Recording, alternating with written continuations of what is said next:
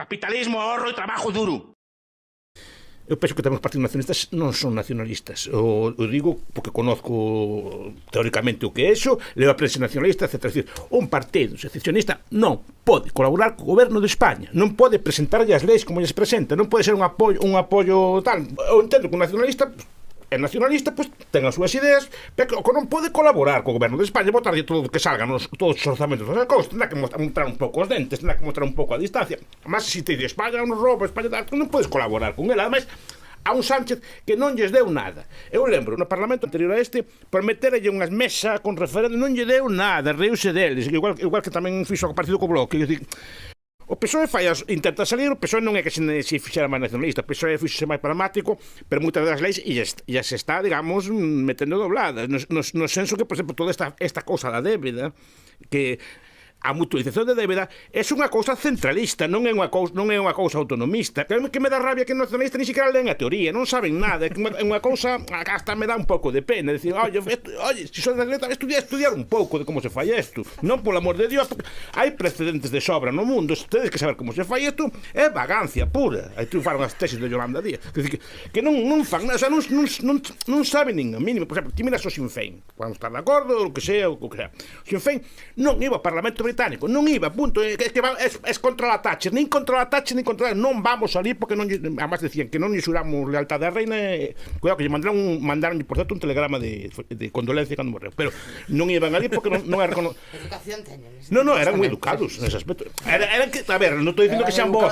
Sí, logo sacaban a metralleta, sacaban o que fora, pero aquilo era un lío tamén a base de venga, non era, pero bueno, quitando eso, pero un partido que sigue sin ir. Era o partido dunha banda terrorista terrible. Sí, foi unha banda terrorista terrible. Tamén o goberno británico era terrible, que non, el Domingo Sangriento, hai que recordarlo tamén, que disolveron actividades en manifestación.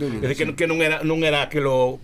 Pero que independentemente, ahora están en paz, gracias a Dios, fai 20 anos. Pero que ahora que andan en paz, tampouco van, porque se consideran un partido nacionalista e teñen seus diputados ali sacados, os firman, os sacan o voto, pero non o reconocen para que non o leve outro.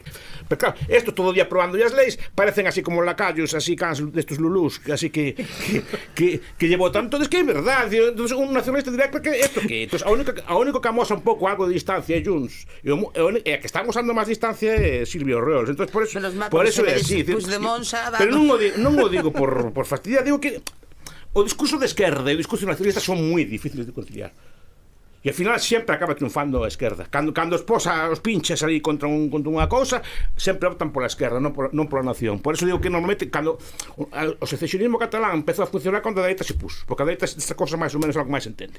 Entonces se pon a funcionar e fixo que aquelo fuera un pouco. Cando queda máis de esquerra republicana ao país, pues, bueno, se diluye. Pero non é por crítica, que son partidos de esquerra, non son partidos nacionalistas. Entonces ao final que si, están preocupados polo de Gaza, con todos os, que está ben que te preocupades, pero máis que pola súa... Un nacionalista ten que poñer a cuestión nacional por riba de todo. Que ao mellor non eran tan independentistas como nos fixeron creer, non? Claro, pregunto, esa é a clave, non? Un pobo xa non como forza política, porque eu entendín o argumento e de logo concordo, non? Pero digo a poboación, non? Que sempre se nos dixo que o pobo catalán quería separarse, que sentíase unha nación, que querían ser independentes, que non querían ser... Pois igual non era para tanto, non? Porque 28.000, eu non sei cantos se manifestan cando gana Barça, pero algún máis debe de haber, non? Por eso, a ver, un pobo que quere ser independiente sale á rúa, chova ou non chova ou que sea, porque un pobo que quere ser independiente é toda unha cousa que se chove, entón que cosa máis pouco seria esta. Non querían ser independentes porque se lían antes. É que non queren ser. Eu mira, cando foi o día que fai ahora, quantos anos fai? 17 ou 8 anos fai este ano. Eu seguín obviamente o proceso, hasta creo que estaba contigo. Así que seguín o proceso e dixen, ui, cara, a xente na terraza tomando así daiquiris. Dicir que pero que broma é esta? Quero dicir, normalmente é un proceso que se tome en serio, pues se vai ali, pues normalmente se fai unha manifestación diante da delegación do goberno, se arría bandera, faise algo simbólico, pero isto non fixeron nada, estaban tomando cerveza, só me quer dicir que... Esa non é a descripción da realidade. Foi así. Houbo, vamos a ver, o día do referéndum, Do referéndum a cousa, digo o día que no Parlamento catalán se proclamou a independencia. Claro, que foi catalán, sí, claro, no, que foi outro día. É distinto, pero o referéndum que dou lugar á declaración de independencia mobilizou centos, miles de policías, houbo gravísimos enfrentamentos, dou lugar a claro que había un ansia de independencia, claro que había, hasta que comprobaron que por esa vía non había nada que facer.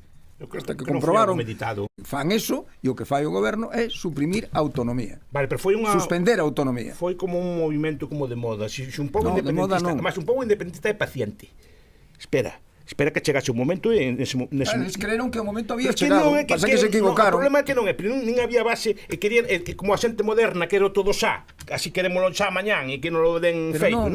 Eso é que ten unha paciencia. Non é un problema de que non houbera base había. O problema é que no mundo moderno no que vivimos, tú non podes pretender ganarlle unha man ao Estado. Non se pode, nin aquí nin ningún parte. Claro, a Revolución Americana se produxo porque o Estado era moi feble. Claro, por eso conseguiron vencerlle aos ingleses.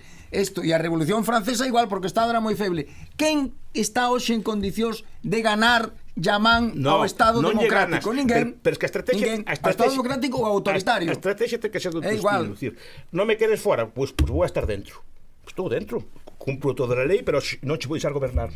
Pois eu digo, a estrategia... É o que están facendo. Pois bueno, pois é o que están facendo. É o que faría un partido serio. É o que están facendo. Cumprindo a lei moi ben, pero me queres dentro. Primeiro intentaron unha maneira, ahora están intentando da outra. E tamén lles vai a salir mal. Solo por unha.